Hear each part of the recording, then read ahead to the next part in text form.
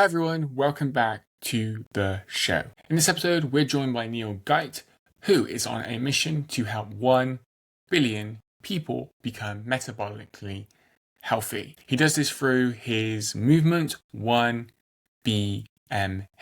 that is geared towards simple education on why metabolic health is vital for human health and provide the necessary tools to help people on their metabolic health journey. Be prepared to learn what it means to become metabolically healthy, the role of carbohydrates through an evolutionary biology lens, what Neil learned about himself, the human body, and the human mind through taking on extreme challenges such as a 22-mile stream fasted, only consuming water with some added electrolytes, a healthy alternative to sugar, and the scientific evidence behind it. And, of course, much, much more.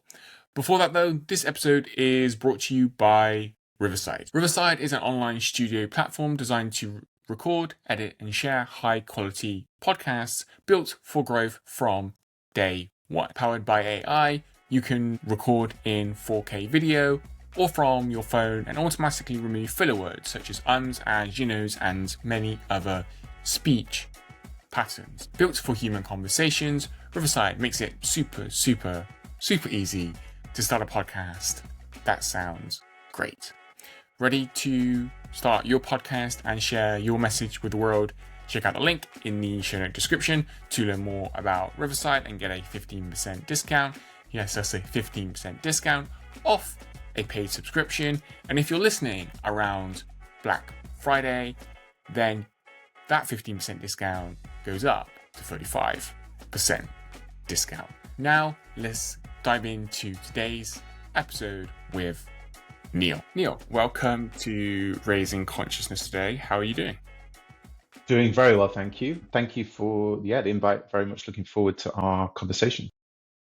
Me too. I got a bunch of questions to ask you and your work around metabolic health. But before we dive into that, maybe just giving a little bit of the topic away to our listeners today. But I always like to start by setting the foundations, I guess, and allow my guests to introduce themselves. So who are you and what do you do? So my name is Neil Gyte. My mission is to help 1 billion plus people to become metabolically healthy, which then usually prompts 2 follow-up questions. Firstly, what is metabolic health? And secondly, is it that big of an issue? So maybe to answer those briefly, and then we can dig into the details. So metabolic health, quite simply put, is how we convert the energy from food into energy in our cells to power every single cell within our body. And we can either create the environment where we're creating good energy, or we can create an environment where we're creating bad energy, which creates the breeding ground for many of the chronic diseases. So that's really simply put what metabolic health is, and we can dig into the details. The second question is usually 1 billion people. That's a pretty crazy goal, but is it really that important an issue? And as I was kind of getting to the bottom of the root cause of chronic diseases, some of the stats just blew my mind in terms of 93% of Americans are metabolically unhealthy. You can probably extrapolate that to every country around the world struggles with metabolic health. So I would say 80+% of the 7 billion plus people on this planet are metabolically healthy. And when your cells are not creating energy properly, at some point, it's going to create the breeding grounds for one of the chronic diseases to hit. A couple of other stats, maybe, which are also interesting, which is 60% of normal weight people, so people you look at being athletically fit, are also metabolically unhealthy.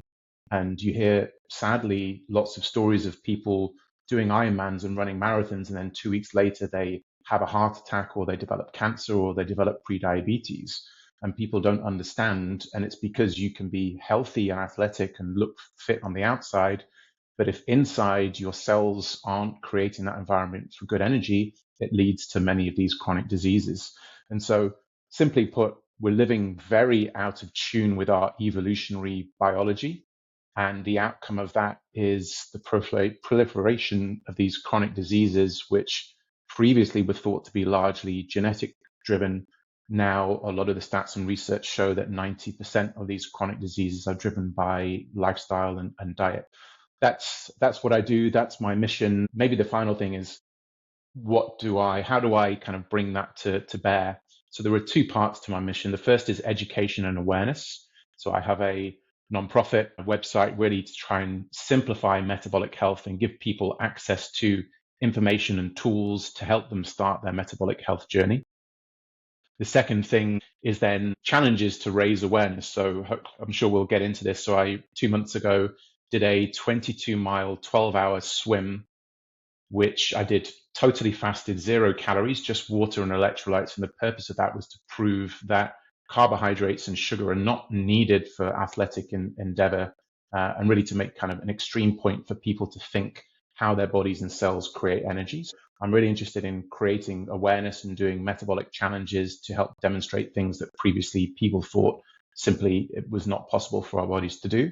And the second part is putting myself behind products that have potential to impact billions. And so my main focus has been on sugar being in 73% of all of the foods in the supermarket, and fructose specifically is the leading driver of diet-related diseases.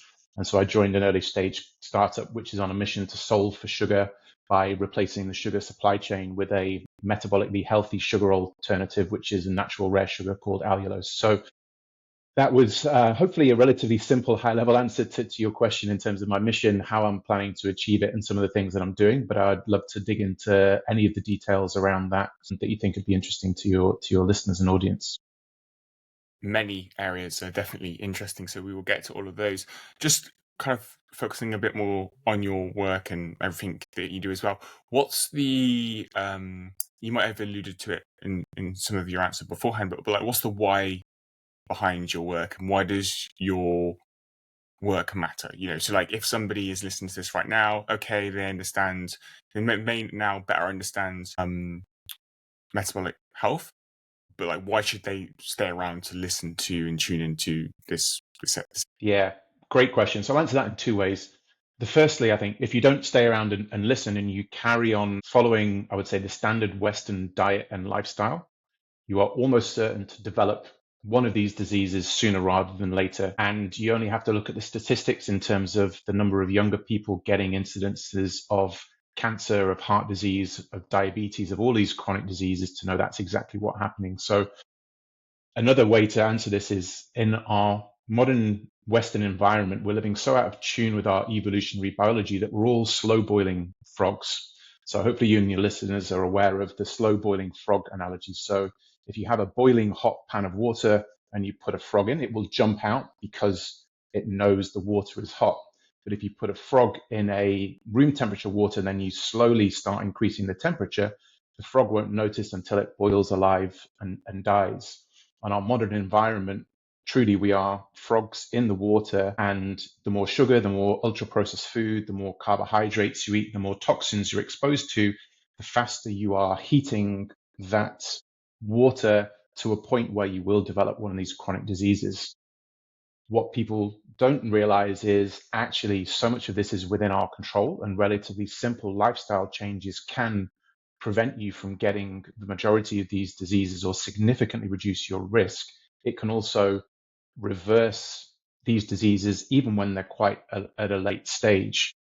And so my other answer in terms of my why, I spent 20 years in the tech industry, 12 of those at Google, helping to build Google Maps and Google Earth and the developer platform around that, and absolutely loved doing that. Digital geography was one of my first passions and loves, but my own health journey contributed to this. So 10 years ago, if we were having this conversation, I was 200 or 118 kilos, and I was the epitome of unhealth. I had prediabetes. I was on the fast track to developing many of these diseases. And for me, it was becoming a father, and wanting to be an active father was my real motivation for change, to become healthy and fit. And that started a journey over time that I never thought I would end up doing ultra endurance events. Like, I've done 2 full Ironmans and the 22-mile crazy swim that I did a couple of weeks ago. So there was my own health journey, but in parallel, too many family and loved ones were being impacted by these chronic diseases: autoimmune disease, bipolar, neurological diseases, depression, cancer. And then it was about 18 months ago, a very close family member was diagnosed with stage 4 cancer, which largely the prognosis for that, should be terminal. got me really digging into what causes cancer, how do you stop, how do you reverse cancer. And as I dug into that and came across the amazing work of Dr. Thomas Seyfried and his metabolic approach and theory to cancer, that cancer is actually a metabolically driven disease that you can actually reverse with metabolic therapy, I tied that with a lot of what I'd learned around metabolism and fuel for these ultra endurance endeavors. And I realized that ultimately your mitochondria and your metabolic health is the root cause of pretty much all of these chronic diseases, at least 90% of them, and that they are preventable and reversible. And so I decided to leave the world of tech and make metabolic health my new mission, because not enough people know about this. And these diseases are absolutely devastating and debilitating when you have them, but also on family members when you have to support other people going through them or dying from them. And when I realized that the vast majority of this was preventable and reversible, I felt a very strong pull to make this my new mission, because people don't have to suffer with these diseases if you know how to optimize and live more in tune with your evolutionary biology. So let's start with what becoming metabolic healthy actually means, especially because I was a little bit alarmed there when you said around how somebody could, let's say, look healthy, but on the inside there's like, for want of a better term, chaos happening, right? And maybe they're not metabolically healthy, and I feel like in my life as well, you hear of these stories of somebody who maybe was a runner, like on the outside did look super fit and that, but then developed, as you alluded to beforehand, cancer or something, or suddenly passed away, etc. So I feel like in a way that's concerning for people looking on the outside, because it's like, well, if I just start running and start becoming healthy, like I could still get one of these diseases, right? If that makes sense. So what does it actually mean to become metabolically healthy? And what are some of the kind of within that, probably a long-worded way of me also asking, what are some of like the common myths that you think people believe when we're kind of talking about this? Yeah. So look, great question. And I think you framed it really correctly, which is even when we've been told for years that diet and exercise, largely solves everything. So people think, oh, well, if I go and exercise or do these half marathons, then I'm fit and healthy. What they're underappreciating is just how important back to metabolic health, the food and the nutrients that you intake and how that translates into energy in the body. And so maybe to take a step back, I think for me, there are 4 principles that are important, I think, to look at metabolic health. And then I've got 5 pillars within that, which sounds complicated. It's actually pretty simple. So the first principle is really from an evolutionary perspective. So our bodies are amazing, but they're incredibly complex. And so I believe you have to look from an evolutionary lens in terms of we're just living very out of tune with our modern environment. So I think that's one important thing. Second is we're all individual. So what works for some people will not work for others. So it does need to be an individual approach. The third thing is just to take control. I think for the last 30, 40, 50 years, there's been this kind of common that my GP, the doctors, the healthcare system knows best, but the healthcare system, not purposefully, have focused on siloed organs and siloed diseases and really focused on diagnose and prescribe medication. Whereas the realization of metabolic health is it is the true kind of foundation that leads to all of these diseases developing, because if you've got underpowered cells in any organ or tissue in the body, they are going to start to malfunction. So if you focus on the root cause of creating good energy, they don't malfunction anymore. The fourth is really a journey. So it is a journey. There's not a one simple fix. You'll go through different phases in your life, different environments. It's an ongoing process. I think maybe to touch into the evolution perspective and back to your point of people, running marathons and doing athletic endeavor and not realizing that they're still developing breeding ground of these diseases. So for me, one of the important things that I latched onto pretty quickly was back to this notion that sugar and carbohydrates are needed for energy to drive athletic endeavor. But when you actually look at our biology and you realize that our 6 liters of blood, we can only tolerate 1 teaspoon of glucose, of blood sugar, which is 4 grams in our 6 liters of blood. Any more than that, is toxic to us. Therefore, the body has to mobilize these hormones like insulin to get that out of the bloodstream and get it into our tissues and cells. But also within our tissues and cells, glucose over a certain amount, which is a pretty low threshold, is also toxic. So that's why the body works really hard to dispose of glucose, because it's actually toxic to us. And if you look at from an evolutionary perspective, pre the agricultural revolution, the majority of our time evolving as a human species, we have not had access to huge amounts of sugar and huge amounts of carbohydrate.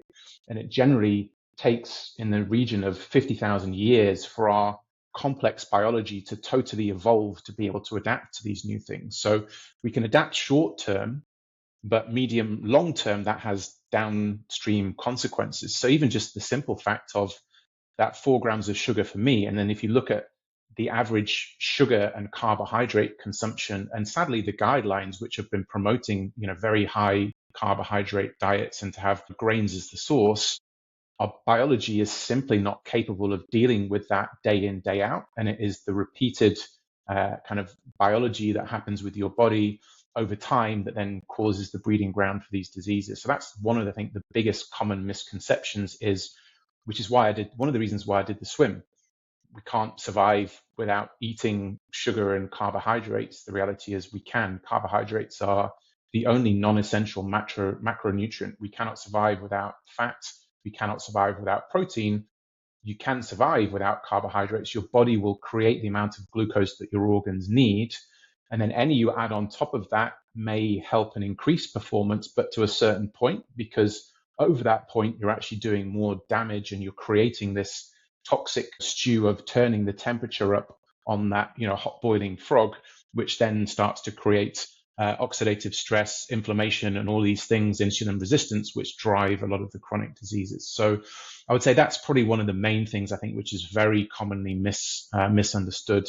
And one of the other reasons why a lot of people reversing these diseases are finding a low carbohydrate approach works to reverse cancer, to reverse many of these different chronic diseases, because once you reduce the level of carbohydrates, and if you're getting healthy fats and the right amount of protein in there, you're living more in tune with your evolutionary biology. Can we define carbohydrates? Because in some sectors, especially within probably more the keto movement, some people do, kind of fear things like fruit, for example, right? But obviously fruit is, from my understanding, is very much carbohydrate dense. So are we talking about ultra processed, refined carbohydrates, like, as you said there, certain grains, etc.? So yeah, can we define that for the listeners and audience? Yeah, of course. So this is where it varies. So the first thing I would say is, look, ultra processed food are the worst of the worst because they combine high levels of sugar, usually with seed oils and with other chemicals in there, which simply put, our bodies just do not know how to deal with the combination and these kind of alien molecules that are being put in our bodies. So the very first thing is, the more you can avoid ultra processed food, specifically sugar and seed oils are the two, I think, main drivers of that, the better. Outside of that, it's very much a sliding scale. And I think the important thing is to know that effectively any other carbohydrate that you eat, or even actually protein, ultimately gets converted into glucose in the body. And so then you need to look at, okay, well, how much carbohydrate is in these things?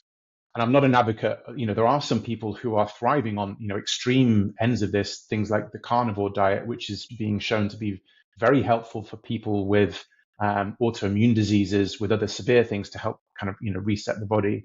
Everyone's different, but I think that and my swim demonstrate the fact that your body will create the amount of glucose that it needs. So I think if you start from that as a base, then what carbohydrates, might you want to add in? And looking from an evolutionary perspective, anything that was kind of grown more than 10,000 years ago, above ground, plants, these sorts of things, I believe are the better carbohydrates to add to your diet, largely because of, the fiber content, and they have a lower amount of carbohydrates.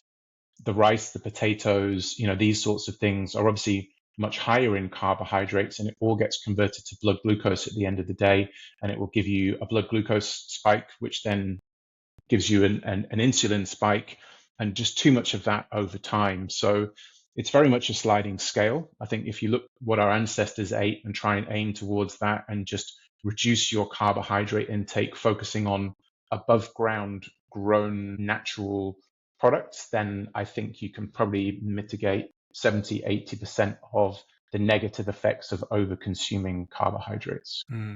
I like your approach in terms of the evolutionary side, but also the individual side. So how do people start to individualize this, if that's the word? Like, what's your recommendation there if it comes to you kind of like food nutrition? That's obviously something, a big part of this and what we've been focusing on, but just like health and kind of in general, how do people start to individualize what we're talking about? Yeah, it's a great question. So maybe let me, so I mentioned the 4 principles. I didn't then go on to, I would say, put my 5 pillars of metabolic health. So those 5 pillars are largely nutrition, which what we've spoken about, which is probably in the modern environment, the biggest, I would say, lever and impact that people can pull.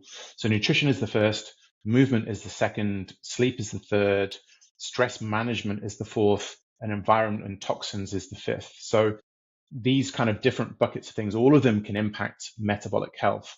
So I think your question is, yeah, where do people start? Usually the first question is, how do I know if I'm metabolically, healthy or not? And there's a bunch of different blood tests that you can do to help define that. But I think from my perspective, it's a little bit simpler than that, which is if you really tune in with your body, how are you getting your energy throughout the day? Do you have to eat multiple times? Are you relying on caffeine and other stimulants to help kind of manage your energy through the day? Because what happens when you are dependent upon carbohydrates is you go on this blood sugar roller coaster throughout the day, which you're constantly trying to battle against. So if you just take a step back and think, do I get tired after I eat, a big lunch or a big dinner? Do I have slumps during the day? And I think if you start to answer some of those questions, you can kind of get a sense. The other way, I think, and it's not to, I would say, I don't want to vilify carbohydrates too much, but I also think if you look at what you're eating and if more than 50% of that is carbohydrates, and you remember that your blood only manages 4 grams and over a certain level in the cell is toxic, then reducing that down, I think, is a significant lever because you simply don't need it. Where you get into, I would say, the ideal situation is where you're metabolically flexible, so your body can utilize both fat and glucose as fuel for the body. The challenge there is the more carbohydrates and glucose you have in your body, the body almost forgets how to utilize fat as a fuel. So if you think of maybe a hybrid car analogy, if you're constantly filling the tank up, your body will always default to that because it knows that too much glucose in the blood and body is toxic. So it will always use the petrol side of the engine. Think about the fat burning side of your mitochondria in your body as the electric side of the engine. If you keep your engine less than a quarter full, then your body starts to think, well, actually, I don't have that much glucose. Maybe I should start burning some fat at the same time. And the ideal situation is your body can flip between using the electric engine and using the petrol engine. But to do that, you really need to make sure that you're limiting kind of the main nutrient, which forces the body not to burn fat as a fuel. And so I think where people start, it's one of the reasons why I put together my website, which is everybody's different. Everybody will come in with different things. For some people, it might be, I realize I'm eating too much carbohydrates, and simply just reducing that in half, week on week is a good place to start and look about adding in more healthier fats and making sure you're prioritizing protein.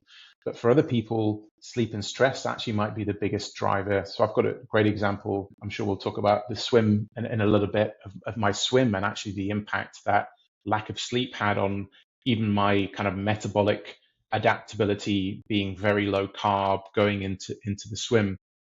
Environment toxins are also a big part of it. So I think it's just do a check on yourself, have a look at all of these different things and just choose one thing to start with and say, okay, right, I'm going to focus on this one thing, make progress on that, and commit to the journey and becoming CEO of your own health.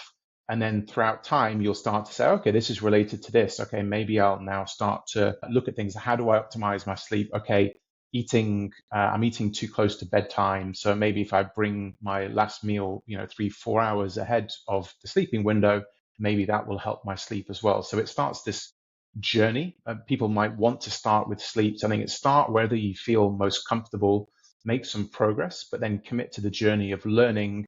And then you'll get into all of these other areas. And I think the beauty of this is once you start to make progress in 2 or 3, you see a significant change in your energy and your health and so forth. And once you start to get into that virtuous circle, then it becomes a much more pleasurable journey to be on. Initially, making these changes can be difficult because a lot of the foods, if you're eating a lot of ultra processed foods, I mean, they're specifically designed to stimulate the dopamine response in the brain to, provide pleasure and these sorts of things. So it can be challenging to break that initially, but your health and happiness, both mental and physical, really are dependent on us all living more in tune with our evolutionary biology. What's the role or like ideal role purpose of carbohydrates? So what I mean by that is not ultra processed food, kind of refined carbohydrates, but let's say like the potato, a natural source, or fruit, or the wild rice, for example, or like whatever it is, so like the more natural sources of carbohydrates that for me, just looking at it, nature's kind of provided us these foods with a reason. What do you feel is like the best way that we can utilize them to stay metabolically healthy? Yeah, it's a good question. And that's where, and I'm still digging into a lot of the research behind this, but from what I have read, nature did create these foods, but we also created these foods. So you think of, wheat, corn, these sort of rice, which are largely, the staples of, yes, they were available, but we've effectively spread these around the globe and then in a very short period of time, made them the default food that our bodies, should, and our bodies can run on them, but are they running optimally with the right fuel source? And so it's why I always look from an evolutionary perspective. And even if you look at, for example, pre the agricultural revolution and post, when you do analysis on, skeletons and look at the remains, actually things like osteoarthritis and arthritis only started coming into our skeletal bodies post the agricultural revolution because we made a dramatic shift from being hunter-gatherers to then farming and largely eating wheat and corn and grain based. So it brought stability to us. It brought food security to us. But we didn't obviously know at the time that actually maybe it wasn't optimal for us, or for us to truly adapt to thrive on those foods, it was going to take thousands and thousands of years of evolution, for us to do that. To answer your question, I think the first thing to understand is, and it's one of the reasons why I did the swim, look, carbohydrates are not necessary for your body. Your body is capable of creating the amount of glucose that it needs to sustain. And if you take that as a base point and then you add on that, okay, what amount of carbohydrates and what type of carbohydrates are good and optimal, that's where it's very much individual. Some people, if you are highly active, highly athletic, then you can start to add in carbohydrates. But if you start from a fat burning base, your body has 50 to 100,000 calories it can perfectly happily use as energy. So if you have that as the base and then you start to add carbohydrates on top if you wish, and just feel how that feels up to a certain point, because if you have too much, your body will tell you you've had too much. I don't know if you've ever done a sugar detox, but I did a sugar detox, and then if 2 months later, you just eat a dessert that has sugar in, and you can immediately feel your whole body. I felt, getting hot. You can feel your brain. You can just feel your body is much more attuned to the impact it's having on your body. And so I think if you start as that, as a base, that's ideal. The other way to approach it is to just simply start cutting your carbohydrates, in half and leaning more into healthy fats and protein week on week to bring that down. And if you really want to, I would say measure your bloods and so forth to get kind of an objective measure of how this is impacting over time, a lot of people will have insulin resistance, and so their fasting insulin levels will be high. They will likely have a high blood glucose, a high HbA1c, and you will start to see these, I would say, dropping over time as you reduce your carbohydrates down. As I mentioned earlier, some people do thrive on and zero carbohydrates, but I'm also a pragmatist and that we all live in the real life. And it's really a balance of understand the more that you put in, the more vitamins and antioxidants and other things that you need, because I think one of the other things that people don't realize is fat is a much cleaner burning fuel source. So it has a lot less inflammation, oxidative stress that gets created inside your mitochondria when you burn fat as a fuel source.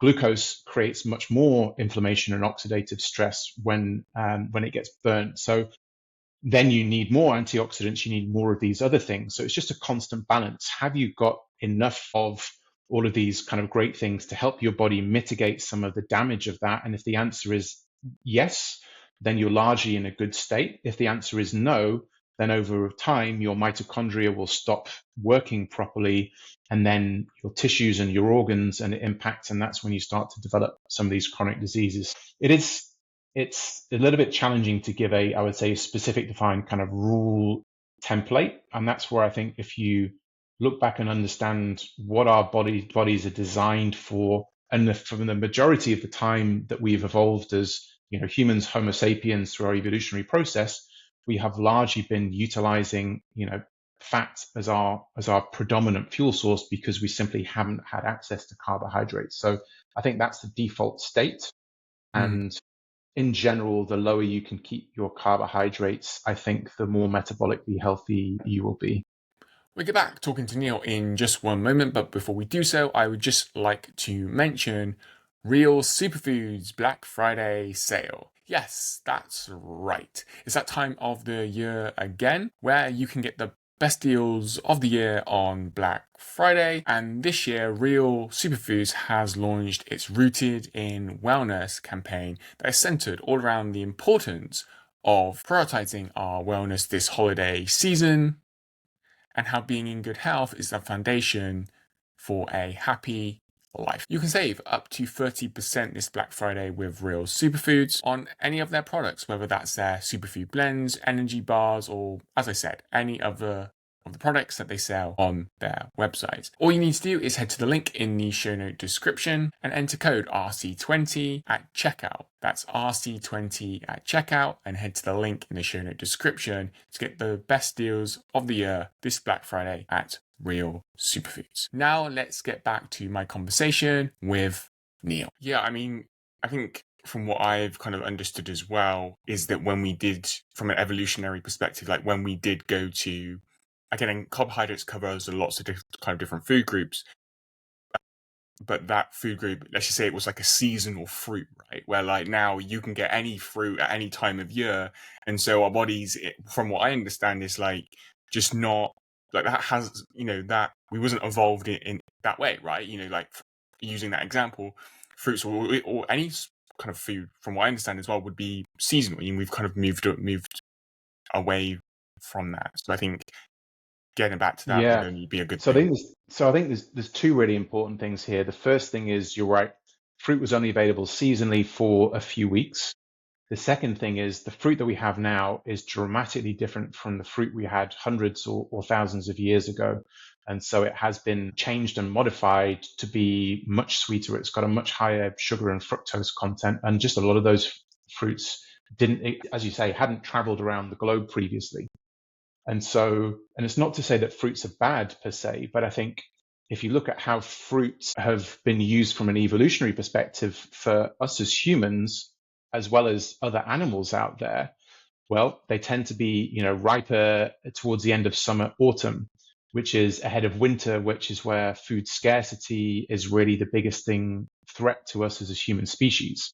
And so if you look at analogies, bears are great examples. There are other animals bears are probably the best example, right? They largely eat salmon for most of the year, right? This really healthy fat.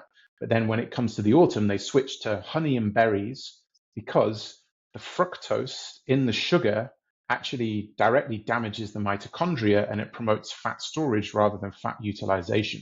So they gain huge amounts of weight through eating honey and berries. But they do so because they're then hibernating over winter. And as they hibernate over winter and they are not consuming anything, then that stored fat sees them through hibernation and that takes them into the next year. And I think we did a similar thing as humans, which is why we've evolved this pathway in the body to be very sensitive to fructose because it's there to store fat and to utilize energy, not to create energy, to see us through the days, months, and weeks where we didn't have a lot of food around and we had to then utilize our own fat resources. Fast forward to the modern environment, that simply doesn't happen. So the irony is our bodies, when we consume these, high sugar foods, even, natural ones, which do come with antioxidants and other things to help limit the damage, but they're still specifically there, I believe, to drive for survival. But in our current modern food environment, we're only 2-3 hours away or around the corner from the next bit of food. We don't fast anymore unless you purposely fast. And I think that's one of the other reasons why a lot of the overconsumption of these, and back to the point of fruit being available, all year round, I think we should be eating much smaller amounts and much more seasonally, locally available produce, because that's, again, back to our evolutionary history, that's what our bodies have been really designed to be optimal in that environment. Yeah, I think seasonal and local is definitely key. On your physical challenges, 2 questions for you. What did you learn most about yourself? And what did you learn most about the human body, which we've kind of spoken or hinted kind of around like kind of the carbs, but I'm also interested in about the human mind as well. Yeah, it's a great question. I think and let's maybe focus on, I would say, the swim specifically, because that's kind of the recent and probably most, different challenge. It was much more of I would say, a metabolic challenge than it was anything else.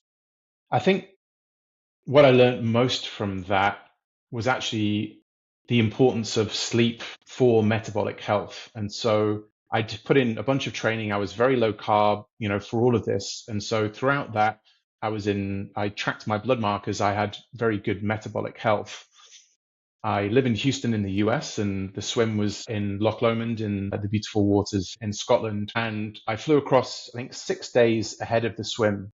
And then for those 6 days, I continued to eat very low carb, less than 20 grams a day of carbohydrates, to specifically because I didn't want to start the swim with any carbohydrates in my body, or really limited, to really prove if you swim for 12 hours and burn 12,000 or 10,000 calories, then you can utilize that exclusively from fat, and your body will just create the amount of glucose that it needs.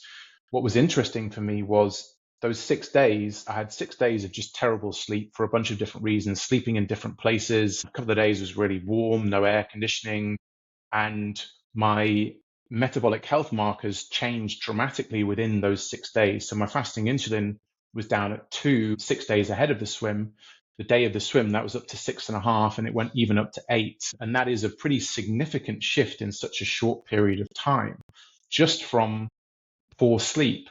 And I also saw, I was wearing a CGM, my average blood glucose rose by, I think, in the region of 13 to 15 points throughout those 6 days, even though I'm not consuming any carbohydrates. So I think that was one of the main lessons for me, is just how important sleep and stress and how that can contribute to your metabolic health, even if you are largely solving for the food nutrient side by having a lower carbohydrate diet.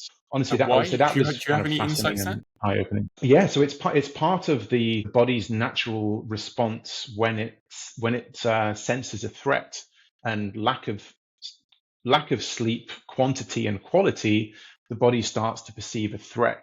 And so you have kind of homeostasis where your body feels happy and comfortable. You then have adaptive stress, which can be good. Think of adaptive stress like, gym, strength training, even running, exercise, these other things. Even sometimes stress you have to deal with in life is adaptive stress. But outside of that, too much of that then develops chronic stress. So when you start to get into this chronic stress, the body is sensing something's not quite right here. Therefore, I'm going to go into self-protect mode. And self-protect mode is, I'm going to try and save and store as much energy as I can, because the number one thing that has killed us as a species has been lack of food. So it will ramp up your metabolic machinery to increase insulin, because insulin really is the hormone which drives fat storage, because your body is saying, I sense a threat. I don't quite know what this threat is. Therefore, I'm going to go more into survival mode. And so it turns up that metabolic machinery to go into survival mode, which is pretty amazing if you think about it. But it's back to one of the other principles I've mentioned a couple of times is our modern environment is so different from our evolutionary kind of environment that all these different stresses that we kind of get, anything through devices, social media, technology, toxins in the environment, are, again, our biology doesn't really know how to deal with those, and it's still dealing with them in its way of food scarcity is the number one thing that's killed me. Therefore, it ramps up the machinery to does that, and that just has, sadly, I would say, bad impact on the body long term. Short term, the body's doing the right thing, but over time, then your mitochondria are malfunctioning. And when you can't create energy in the different tissues in your body, then that's when you have the breeding ground for all of these chronic diseases, which kill, I think 70% of all deaths worldwide are from the chronic diseases, cancer, heart disease, and Alzheimer's, these sorts of things. So 70% of the deaths, which is 41 million people around the world, die every year from these chronic diseases. And with a little bit of focus on nutrition, on movement, on sleep, on stress management, environment, you can dramatically reduce your chances of developing any of the diseases, I believe. What did you learn about the mind going through the swim in particular? I've listened and watched a lot of podcasts, and one thing that I around people who are doing extreme stuff, and one thing that I took away is like how, especially from like a physical perspective, like we can, like, let's just say we feel like we're at our limits, but then we've actually got, I think there was a stat that saying we've actually got like 20 to 40% more that we can give, but it's just our mind is telling us, like the opposite of that, I guess, if that makes sense. So, Yeah. What did you learn in particular about the human mind going through these challenges? Yeah, great. I think the first thing is to tie into that point. Your body and your mind are capable of way more than you ever thought imaginable and possible. So I think that's just the first thing. And I, having 10 years ago, when I first started to try and exercise, I had to stop after 300 meters of running because everything hurt so much. The first time I got in a pool, probably 9.5 years ago, I couldn't swim more than 50 meters without having to stop. And this was being very sporty and athletic growing up, and, swimming to a pretty high competitive level, playing rugby, just generally being very athletic. And so I never thought that I'd be able to do something like an Ironman or a 22-mile swim. But I think the first thing is you're capable of much more than you think that you are, but you need, I think, the right motivation. You need to make the right time and then have the determination to stick to largely a plan and kind of build towards that. So much of it is in prioritizing and putting the time in, just like anything. But I think physical endeavors, of course, are there. I think the second thing is, and back to your point, is that battle with the mind and the body. I firmly believe the mind and body both try to protect you. So I think that's back to the homeostasis, the chronic stress and the adaptive stress, and then the chronic stress. As long as you're within that adaptive stress, your body is okay with that for a time, but it also, I think, knows, well, too much of this is not going to be good for me. Largely, to survive as a human species, then I, need to reduce my energy expenditure and make sure I'm looking after myself. So I think if you overcome that and you give your body repeated training of, hey, look, everything's okay, but I'm now going to stress you out a little bit to manage that, and then everything's going to be okay afterwards. And if you keep doing that, the body then starts to trust itself that actually I can do all of these things, and that makes the mental game, I would say, a little bit easier. For the swim, I think the biggest thing in the swim was just, so I was doing it with my younger brother. We both did the swim, and it's 12 hours of a lot of time in your own head, in your own thoughts, and that can be amazing in some regards. It can also be challenging if you start to think about how daunting the task is. So I think another important thing is just having different strategies. So quite often my mind will wander, and it will be very almost meditative like, and just very kind of, the brain is just happy for thoughts to wander. there are other times where you need to grit your teeth and just get through something. So for me, two things that I found really useful when I was, having slightly tougher periods that you need to get through, just simply, I would count strokes up to 1,000, just to have that focus on the next stroke, focus on the next stroke, focus on, the next stroke. And once you get to 1,000, you then kind of come out and you feel in a slightly different state. Another thing that I would do would just be, sing songs as well. So I'd try and sing songs in kind of the rhythm as I was swimming, and I would switch between those different modes just to give myself, to give yourself a break and to help you through some of those difficult and challenging periods. But I would say the final thing that I would say about the swim, and to tie this actually back to metabolic health and back to the car analogy and the hybrid car analogy that I used before, which is if your body can utilize and mobilize fat as a fuel source, it generally, it can utilize fat. Your body can also convert some of those fat into what's called ketones, which is a fuel source which your body and brain use. I personally feel, and this happened during the swim, as your fat burning goes up, as my brain starts to run on ketones, the level of clarity and mental acuity that comes with that for me is almost transformative.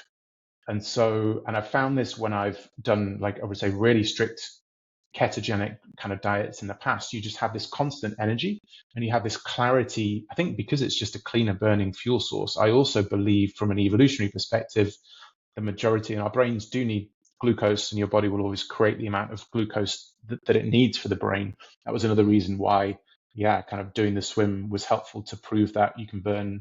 So I think a 27-hour fasting window, I burned, I think, 11,000 calories, throughout that, consumed zero, but I was wearing the CGM and I felt, pretty much great throughout. Of course, my shoulders and arms were pretty tired towards the end, as you would expect, but the body will create the amount of glucose that it needs. But when the brain, I find, is running on ketones, you enter into I would say, a different mental state, which for me is always my preferred mental state, because I just feel kind of much better in that space. And it's not to say you should be in that space all the time, but this is where I think things like intermittent fastings can be really powerful tools, other things, because I truly think it is a cleaner energy source, and you just generally feel better when your body's running on ketones, I find.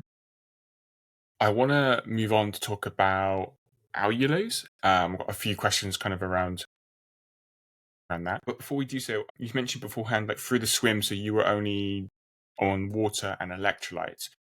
What role do you think, I guess I'm curious around the electrolyte part, because in my own health journey, probably about 3 or 4 years ago, I kind of learned about electrolytes. Like pre that, I just drank water, and just people say, you got to drink water to stay hydrated. Then I learned, these things called electrolytes, right?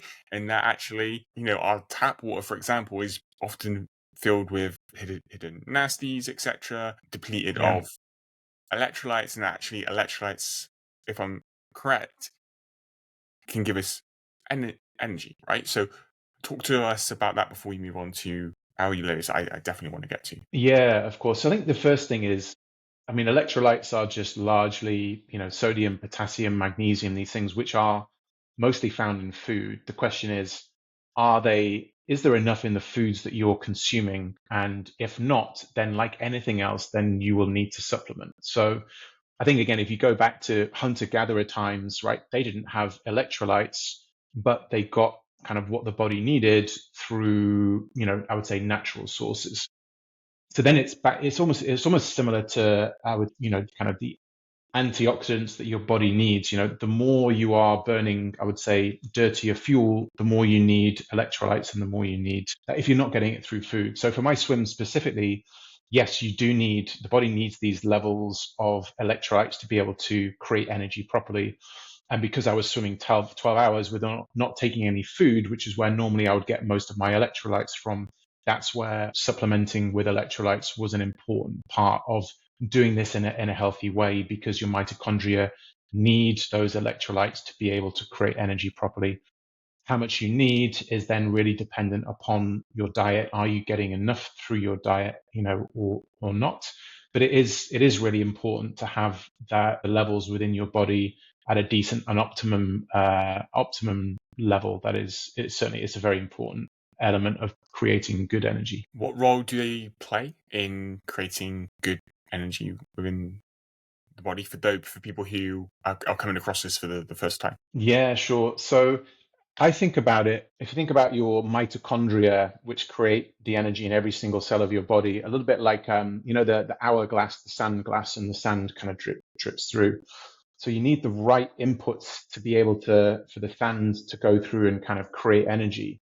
And so simply if you don't have the right amounts of, sodium, potassium, magnesium, then it's almost like that sand starts to get water in it. It starts to, clog up. So your mitochondria need all of these things in a pretty tight, I would say, proportion to have all of the inputs to make your ATP generation and the electron transport chain within your mitochondria to function properly. And so if you simply, I would say, if you just ate food which didn't have any of this in, then your mitochondria would not be able to produce energy properly and they would stop working. And over time, then that's what develops the breeding ground, for chronic disease. So they are a really crucial and important part where you also you need other fuel substrates. So just electrolytes alone aren't enough. So, and that's where, from my perspective, I was just utilizing stored body fat. So my body realized fuel tank is empty on glucose. So now I'm going to release these stored fatty acids. I'm going to take those fatty acids. I'm going to use some of those as fuel. I'm going to convert some of those into ketones. I'm going to put those into the mitochondria in combination with the electrolytes to be able to get that electron transport chain working properly to then create the energy kind of within the mitochondria. So it's a very necessary part of that process. Back to the previous point of just, I believe fat and ketones are just a cleaner fuel source. So they come with less inflammation, less oxidative stress. The more you're utilizing glucose and carbohydrates, the more inflammation, oxidative stress you're creating in your mitochondria. And if you don't have enough antioxidants and other things to be able to combat that, then that oxidative stress and inflammation starts to kick off an immune system reaction, which sets your body much more into self-protect and danger mode rather than being in homeostasis and happily creating more and more and more energy, which is a much more, I would say, virtuous circle to be in. Give us the 101 allulose. So like, what is it, where it's derived from? Is there science to kind of back it up? Yeah, talk to us about that and why it's a good replacement for sugar, especially compared to some of the other non-calorie or sugar replacements on the market. A few that come to mind are things like stevia, etc. Yeah, of course. So really taking a step back, the purpose is really to solve for sugar, fructose specifically, because that is truly the kind of the most damaging molecule within our body, especially in current food times, because we largely don't need to store food as energy, the opposite. So how do we solve for that? There are a bunch of options out there. Allulose is pretty unique in this space actually, because it is a rare natural sugar. So this is found in nature in a bunch of different foods, but just in very small amounts. So things like even corn and wheat have small amounts of allulose in, figs do, maple syrup do, but in very small amounts. And so a lot of the early science studied this molecule, and it was just really interesting because it's metabolized by the body very differently. So it's actually what's called an epimer of fructose. So think about fructose being the left hand, allulose is then the right hand. So it has one of the bonds flipped the other way. As a result, the body metabolizes it very differently, and it's actually not absorbed in the body. So you can think of it, looks like sugar, tastes like sugar, bakes like sugar. It's not quite as sweet as sugar or fructose, and that's actually a really good thing, but none of it is actually absorbed by the body. And then a lot of the science and studies show that it acts much more like this metabolic signaler, which can actually, and randomized clinical trials have kind of proven this, that allulose can lower your blood glucose postprandial and lower your insulin. It can also mitigate glucose spikes. If you do have carbohydrates, it can dampen the blood glucose and insulin effect. I can share the papers with you to link in the show notes if people are interested. It also naturally stimulates GLP-1, which is the hormone, the incretin, which Ozempic, Wegovy, a lot of these weight loss drugs synthetically manufacture, but then they dial up to super physiological levels, which again, I don't believe, back to the evolutionary perspective, our bodies weren't designed to have GLP-1 levels that high, for that long. But allulose can give you a nice bump. So it just gives you this kind of feeling of satiety, and it helps quieten down food noise and food hunger. It can also help increase fat oxidation, and it can also help decrease inflammation. And so there have been other amazing randomized controlled trials that have specifically looked around, allulose and weight loss is a good example. There was, I think it was just 2019, everybody eating exactly the same thing. One group had sucralose, which is another one of the, 0-calorie sugar alcohols. One had allulose, a small dose, and the other had allulose, a high dose. And the small dose and the high dose allulose groups lost significant amounts of actually abdominal fat, which is one of the most dangerous forms of fat and the most difficult, I would say, to move, whereas the sucralose group effectively were pretty much, flat and negative.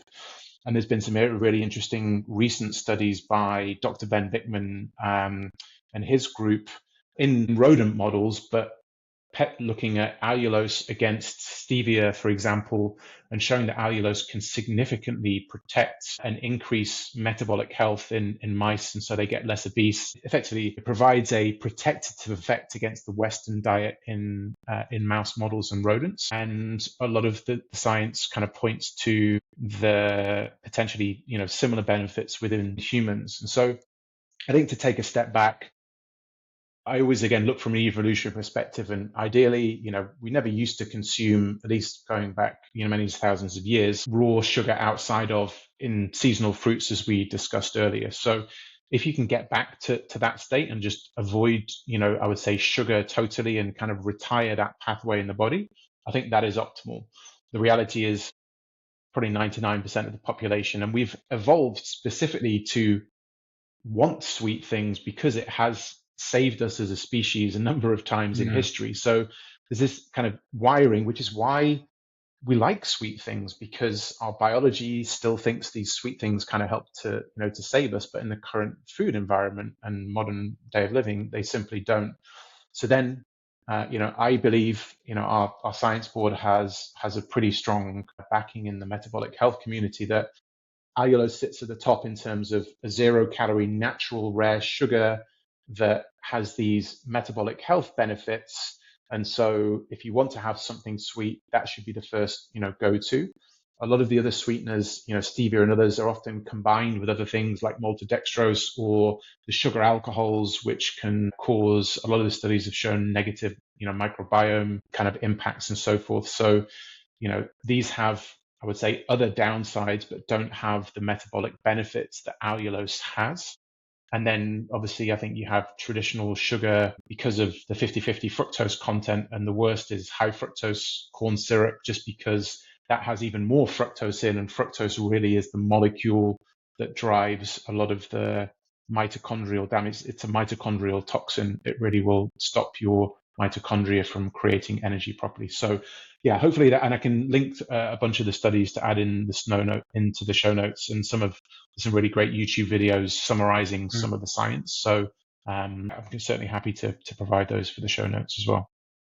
That would be great. On allulose, one of my final questions is, when I was doing research on it, it seemed that it's not available in Europe, and there were some articles saying that it's like banned in European countries. Do you have any insights into why that might be, if it is good for health? Basically, because like after kind of reading through your work, I was like, oh, I could utilize this in some, in my cooking sometimes or whatever it is. It was like, oh, I'm in the UK, right? I can't seem to get it. Like when I typed it in, there was another one that kept coming up.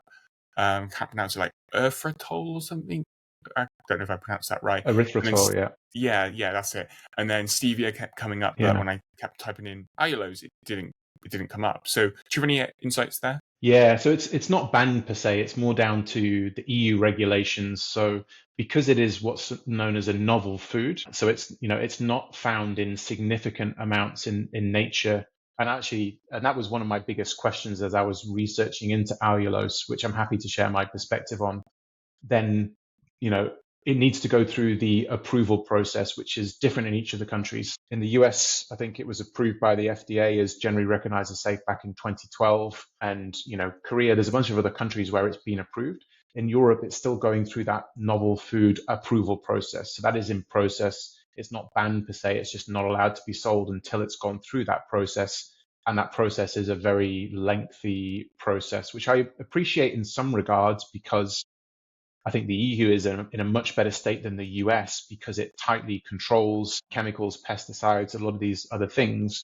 But for me, the challenge with allulose is when you look at sugar is in 73% added to all of the foods in the supermarket.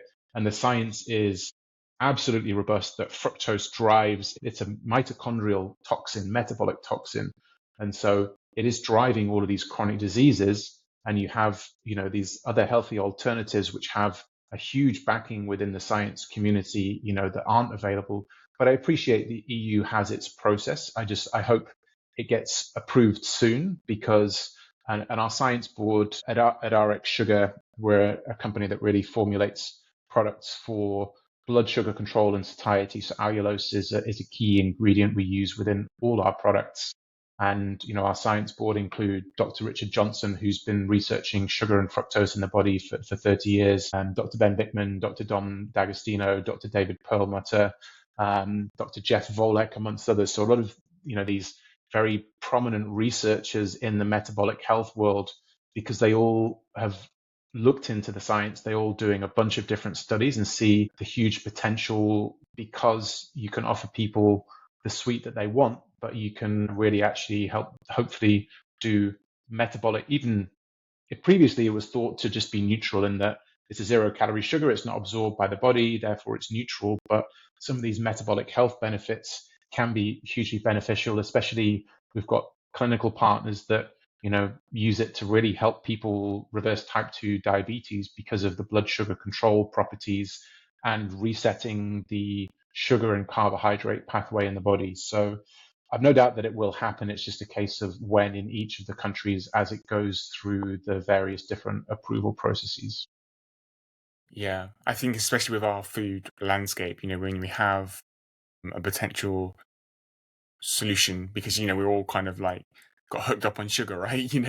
That's kind of the world that we've created, and so if there is something that's a good substitute for that, then I think that's only going to be a positive. Although I do agree with you that I've been thinking a lot about this year in terms of like getting back to being more human, and I think that a lot of your message is also kind of within that, and Yeah.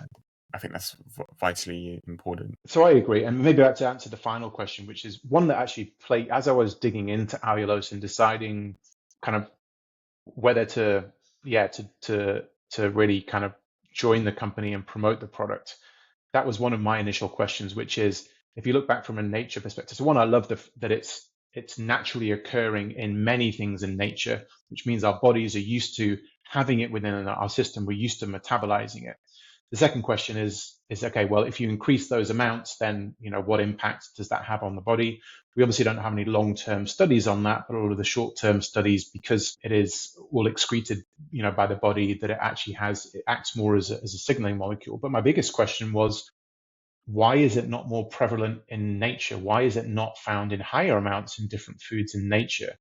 And I think my answer to that ties into some of the things that we've discussed today, which is, when have we ever needed a metabolically healthy sugar before? Because sugar and fructose specifically has actually saved us as a species, because our majority of time on this planet, food scarcity and starvation has been the thing that has killed us. And really, we have actually selectively evolved this fructose pathway in our body to light up the brain and have this feedback loop. So when we do come into contact with sugar and fructose, we have as much of it as we can, because it creates mitochondrial damage and it promotes energy storage. It gives us those fat stores to be able to, survive for days, weeks, months without any food. And so simply never in nature have we ever needed a metabolically healthy rare sugar. And so I look at it, and nature's kind of, it's hidden this sugar that now actually we need more than ever. I do firmly believe that, people can thrive if they truly, I would say, cut sugar out of your diet. You can, I would say, put that pathway away. And as long as you're feeding your body with, good, healthy, whole foods and calories, then your cravings should largely, go away. But for those who do want to have something sweet, which is, let's face it, the majority of people, I think it is the best option for people to rely on, because you can then have something sweet. You can have a chocolate bar. I've got a keto brownie mix that you can just chuck in the microwave, and you can have something sweet, but without the metabolic damage that comes with sugar, fructose, and some of the other options out there, which aren't as, let's say, natural, and our bodies aren't as used to having them within our metabolism. Neil, thank you so much for your time today. I've learned a ton, been reminded of a ton as well, but definitely learned a ton. So thank you for your time.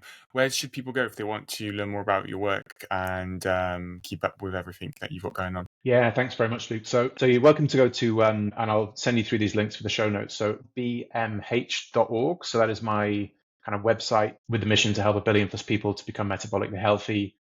Has very simple, basic information, education on there, and links to tools. So that's one place. If you're interested more in the swim, if you go to zero, so that and actually the story behind the swim is on the website, and so there you can understand why we did the swim. We were also raising money and funds for metabolic therapy charities, because it's a really important area of work and research to help people, give them the tools to be able to reverse kind of these chronic diseases. If you want to connect with me directly, LinkedIn is probably the best place. I'm most active. So if you just Neil Gyte on LinkedIn, or Gyte Neil on Instagram. I am trying to do more Instagram content, but struggling to, keep up with the times of being able to create stories and reels. But I'm planning to hopefully do more on Instagram next year. But they are the best places to find and connect. Content is hard, man. Content is hard. Very time consuming as well. So I feel your pain. That's it. It's time consuming. Yeah, absolutely. I feel your pain. I definitely feel your pain. But Neil, thank you for your time today. I will link all those links and where people can find you in the show notes. So thank you. Yeah, perfect. Thank you for having me, Luke. And I really appreciate the work that you're doing with your podcast, and the work that you're doing to try and help ask a lot of these questions and get more information and content out to people to try and help them live better lives. So I appreciate all of the amazing work that you're doing in the space as well. I hope that you've enjoyed my conversation today with Neil Gyte on the topic of metabolic health. We've explored many, many different lenses of metabolic health and subsections of this very, very important topic. I would love to know what you're taking away from this episode and what positive changes you're going to make in your life as a result. Maybe it is to lower your refined sugar intake, or maybe it is to prioritize your sleep. The science and the profound insights that Neil shared around how sleep affects our metabolic health and our blood sugar and everything is just profound. And it just proves that it's not all just related to food, although food and nutrition is a big part. And actually getting off refined carbohydrates, basically ultra processed food, is going to be better for our health. Anyway, I digress. Please do leave a comment below this episode, whether you're watching on YouTube, listening on Spotify or Apple Podcasts, or wherever else you get your podcasts from. As I said, I read every comment and review and appreciate you being here and tuning into the show. I look forward to sharing the next episode of the show with you really, really soon. See you then.